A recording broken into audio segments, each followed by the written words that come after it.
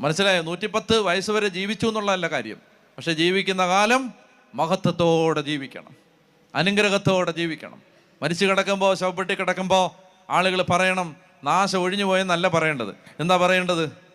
അയ്യോ വലിയൊരു അനുഗ്രഹം, എൻ്റെ അമ്മച്ചി വലിയൊരു അനുഗ്രഹമായിരുന്നു എന്ന് പറയാം. അനുഗ്രഹമായിരുന്നു എന്ന് പറയണം. എൻ്റെ അമ്മ ഒരു അനുഗ്രഹമായി, എൻ്റെ അപ്പനൊരു അനുഗ്രഹമായിരുന്നു.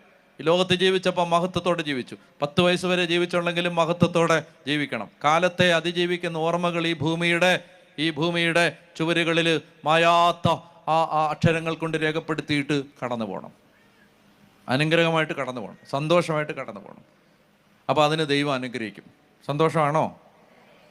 അതേന്നല്ല പറയണേ, ഞങ്ങൾക്ക് സന്തോഷമാണ്. സന്തോഷമാണോ? അപ്പോൾ അതുകൊണ്ട് ഇന്ന് നമ്മൾ കേട്ട വചനം എന്താണ്? നിങ്ങൾ നിങ്ങളുടെ ദൈവമായ കർത്താവിനെ മറക്കുവോ? അപ്പോൾ അതായത് കർത്താവുമായിട്ട് ബന്ധപ്പെട്ട ഒരു കാര്യത്തിലും ഒരു വിട്ടുവീഴ്ചയും കാണിക്കരുത് കേട്ടോ. ദൈവത്തെ ആരാധിച്ചോണം. പള്ളിയിൽ പോയി കിടന്നാലും വേണ്ടില്ല, പള്ളിമുറ്റത്തങ്ങ് കിടന്നാലും വേണ്ടില്ല. മനസ്സിലായോ? വേറെ എവിടെ കിടക്കുന്നതിനേക്കാളും നല്ലതാ അമ്മേ പള്ളിയുടെ മുറ്റത്ത് പോയി കിടന്നാലും വേണ്ടില്ല. കർത്താവിനെ വിട്ട് കളയരുത്. മനസ്സിലായോ? ദൈവത്തെ മുറുകെ പിടിച്ചോണം.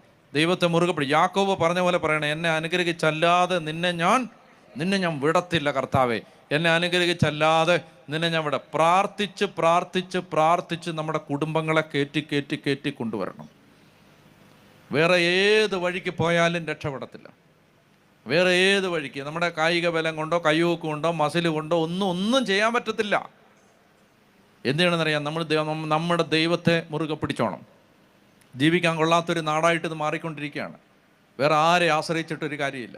ഉദ്യോഗസ്ഥരെ ആശ്രയിച്ചിട്ട് കാര്യമില്ല, രാഷ്ട്രീയക്കാരെ ആശ്രയിച്ചിട്ട് കാര്യമില്ല, ആരെ ആശ്രയിച്ചിട്ട് കാര്യമില്ല. കർത്താവിനെ പിടിച്ചോണം. പറഞ്ഞേ ഹല്ലേലൂയ.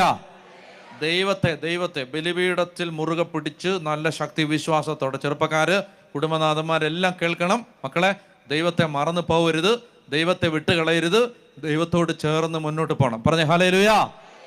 ഇനി ഒന്ന് എഴുന്നേറ്റ് നിന്നേ.